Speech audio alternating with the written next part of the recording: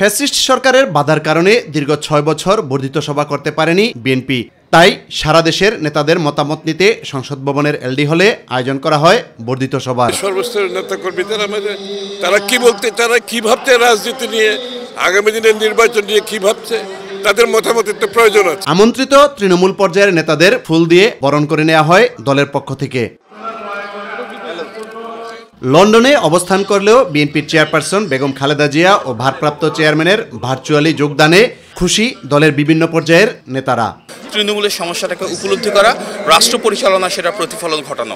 আজকে আমাদের সারা বাংলাদেশ থেকে ডেলিগেশন আসছেন, গঠনমূলক বক্তব্য দিয়েছেন আমাদের দেশের বেগম খালেদা জিয়া এবং তার পুত্র বিএনপির অ্যাক্টিং চেয়ারম্যান জনাব তারেক রহমান। আমরা ধন্যবাদ জানাচ্ছি আমাদের মাননীয় ভারপ্রাপ্ত চেয়ারম্যান তারেক রহমান যে তৃণমূলের নেতাকর্মীদের মতামত নেওয়ার জন্য উনি ডেকেছেন। সারা দেশের নেতাকর্মীরা এখানে একত্রিত হয়েছে। আমরা সত্যি মানসিকভাবে খুব ভালো অবস্থায় আছি, কারণ এরকম পরিবেশ আমরা দীর্ঘদিন ১৫-১৬ বছর পাইনি। স্বৈরাচার হাসিনা যাহা করেছেন তাহা না করার জন্য এই পদ্ধতির মধ্যে দিয়ে রাষ্ট্র ব্যবস্থা কায়েম করবেন, দেশের একটি কল্যাণ রাষ্ট্র প্রতিষ্ঠা করবেন ভারপ্রাপ্ত চেয়ারম্যান তারেক রহমানের নেতৃত্বে। তারেক রহমান সাহেবের আজকে নির্দেশনা, আমি বিশ্বাস করি যে এটি তৃণমূল পর্যন্ত এই মেসেজ যাবে। তাদের মতে সারা দেশের মানুষের হারানো অধিকার ফিরিয়ে দিতে ভূমিকা রাখবে বর্ধিত সভা। আর এর মাধ্যমে সরাসরি শুরু হলো তৃণমূলে বিএনপির নির্বাচনী যাত্রা। আগামী দিনে কি করণীয়, নির্বাচন এবং যে কোনো পরিস্থিতি মোকাবেলার জন্য দল প্রস্তুত থাকবে। আমাদের উনি নির্বাচনের জন্য প্রস্তুতি নিতে বলেছে। যতক্ষণ পর্যন্ত এই নির্বাচনের দাবি আমাদের আদায় না হবে ততক্ষণ পর্যন্ত আমরা রাজপথে থাকব। বিএনপিকে বিজয় করে আমরা ইনশাল্লাহ তারেক রহমানকে ফুলের মালা দিয়ে আমরা দেশে নিয়ে আসবো। দলীয় নির্দেশ মোতাবেক দেশকে গণতন্ত্রের পথে উত্তরণে নিজেদের নিবেদিত রাখবেন বলে জানান জেলা, উপজেলা ও পৌরসভার নেতারা।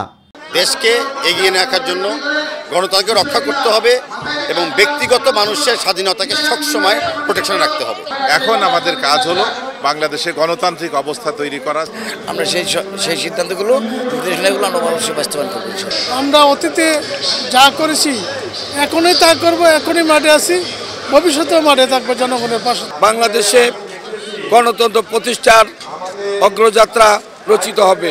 নতুন উদ্যমে, নতুনভাবে আমরা সামনের দিকে এগিয়ে যাব। 15 বছর যেভাবে ছিলাম সামনেও আমরা ওইভাবে থাকবো, দেশনায়ক তারেক রহমানের নির্দেশে। কেন্দ্র থেকে তৃণমূল, তৃণমূল থেকে কেন্দ্র, এই দুইয়ের সমন্বয় করতেই বিএনপির এই বর্ধিত সভা।